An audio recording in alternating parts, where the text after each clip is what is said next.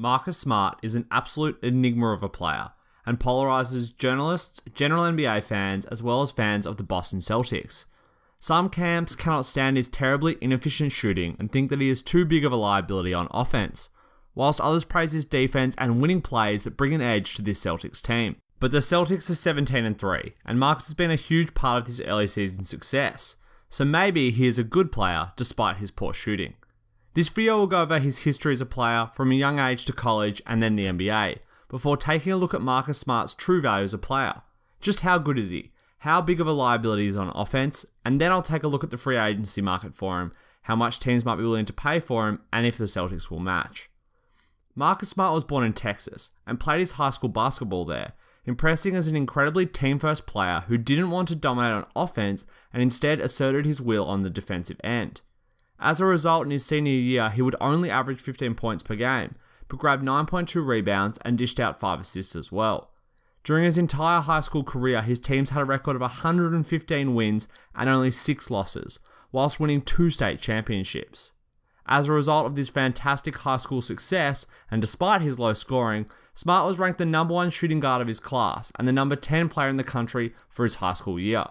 He would commit to playing at Oklahoma State, where he would go on to play 2 seasons and sadly lose in the first round of the NCAA tournament in both years. But he would average almost 17 points, 6 rebounds, 4.5 assists, and an incredible 3 steals a game in his college career.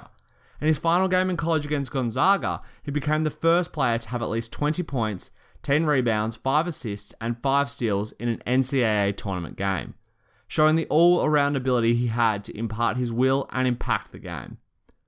After his 2 college seasons, Smart would be drafted by the Boston Celtics with the 6th pick in the draft, becoming the first player to be taken in Boston's rebuild period after the loss of Paul Pierce, Kevin Garnett, and Ray Allen. The Celtics saw him as someone who could fit in defensively and impact the game from day one, while they helped him to develop a complete offensive game and a jump shot. In his rookie season, Marcus would struggle with some ankle injuries, but ended up playing 67 games and starting in 34 of them, as the Celtics made the playoffs for the first time under Brad Stevens.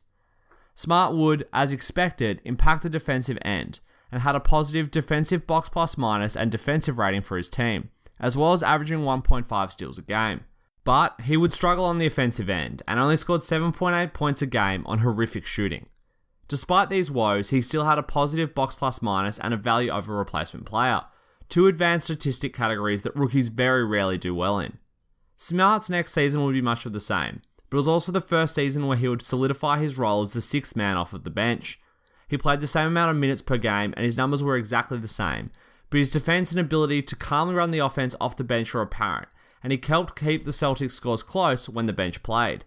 It would be in his 3rd season and this current season that Smart would show full development, still coming off the bench, but he was given a lot more responsibility with the ball in his hand, as Evan Turner had left Boston and gone to Portland, and in the past 2 seasons, Turner had been responsible for a lot of Boston's bench ball handling.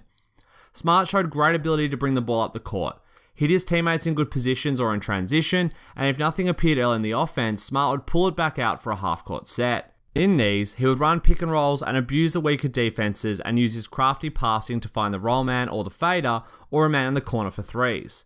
As a result, Smart would have his best season last year, averaging 10.6 points, 3.9 rebounds, and 4.6 assists a game. But his shooting would remain terrible, averaging 35.9% from the field, 28.3% from deep, but with a fantastic 81.2% from the line. And these struggles have become even worse this season, with Smart shooting 27% from the field, 25% from deep, and 77.4% from the free throw line. These numbers would be incredibly frustrating for Smart, who had been putting in the work over the offseason to try and improve his 3-point shooting and become a complete player for the Celtics. Brad Stevens has said he wants Smart to keep shooting and taking the open shot within the flow of the offense, and Smart will continue to shoot. He's an extremely confident basketball player and wants to do anything to help his team win. But is this poor shooting actually impacting the Boston Celtics, or is Smart somehow still a positive offensive player even with his poor jump shot? The first thing that jumps out about Smart on the offensive end is his passing. He's an exceptionally smart and crafty passer and runs the team tightly when he has the ball handling duties. A lot of guards off of the bench tend to be quick scorers that either get hot or don't. Smart bucks that trend and looks to set up his teammates with his play.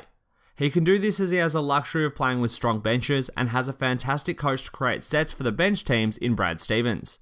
But he still executes the plays and has a fantastic assist to usage ratio, being one of the highest for a combo guard in the entire NBA. And this reflects in the advanced statistics. When Smart is off the court, the Celtics have an offensive rating of 101.1 and a defensive rating of 100, for a net rating of 1.1. But when he is on the court, the offensive rating jumps to 106.4, and the defensive rating improves to 95, for a net rating of 11.4. An incredible improvement for a bench player and any player in the NBA. These stats suggest that Marcus actually has a positive impact on the offensive end and the defensive end, and that his shooting isn't costing the Celtics just as much as many think. Sure, if more of his three-pointers dropped, the Celtics might be even more dangerous on the offensive end, but he's clearly providing something on offense. And one thing that has stood out to me, which I touched on earlier in this video, is his pick and roll play. Smart has become incredible at using what is known as the snake play in the pick and roll, something which players like James Harden and Chris Paul are also excellent at. Snaking a pick and roll is when you dribble past a screen and then make a move, usually a crossover, to the other side of the court to get into the paint. It is used when teams overload the ball handler and allows them to open up the entire court by getting to the free throw line area and making everybody on their team one pass away. Marcus does this, but also uses his wide frame and patience to trap his defender behind him. This forces one guy to effectively guard both Smart and the roll man. Marcus has been exceptional at using this to draw fouls, get a layup, pass the ball out, or hit his roll man for the easy hoop. And he doesn't try and fix what isn't broken, and will run this play 4 or 5 times a game for great results nearly every time. And whilst I think Marcus is a fine offensive player even with his shooting woes, everyone knows his value truly lies on the defensive end. He's one of the most versatile defenders in the league, capable of guarding nearly every single position on the floor. In the playoffs against Atlanta, he was asked to guard Paul Millsap, who was absolutely dominating the Celtics, and Smart's strength, positioning, and defensive IQ locked him down and stopped the skilled big man from continuing the domination.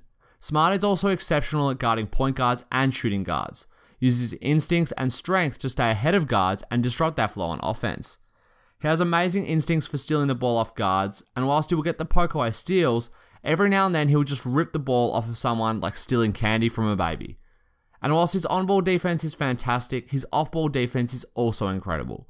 Smart knows Brad Stevens' schemes perfectly, and is very rarely in the wrong place. He comes off his man at the perfect time to collapse in the paint, and sprints out to correct coverage afterwards. Plus, he's also become exceptional at picking off telegraphed passes for the easy steal. Essentially, he is everywhere on the defensive end, on one of the best defensive teams in the NBA right now.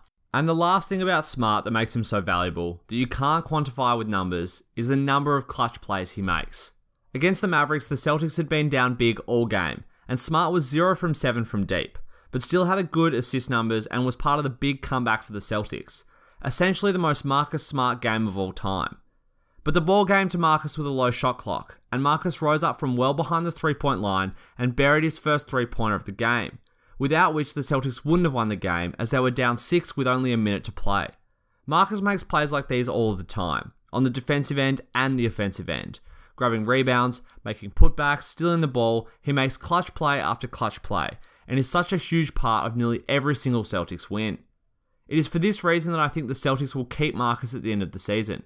They can match any offer for him, and unless a team goes crazy and gives him $18 million a year plus, I think Boston will keep Smart and Green. And the chances of a team extending a big offer to Marcus isn't super high. The cap space is drying up for most teams after the initial one-off spike 2 years ago, and most teams won't have a huge amount of salary to give out. And I just can't see a team deciding they want to spend over $15 million a year on a guy who can't shoot and just is really known for his defense. But Boston would, because he is part of their culture, their defense, and the winning mentality they are building under Danny Ainge and Brad Stevens. I think he is so important to this Celtics team and is perhaps one of the most misunderstood and underrated players in the NBA today. Thanks for watching, guys. I hope you enjoyed the video, and if you did, be sure to like and subscribe for more NBA videos in the future. And let me know what you think of Marcus Smart as a player in the comments below.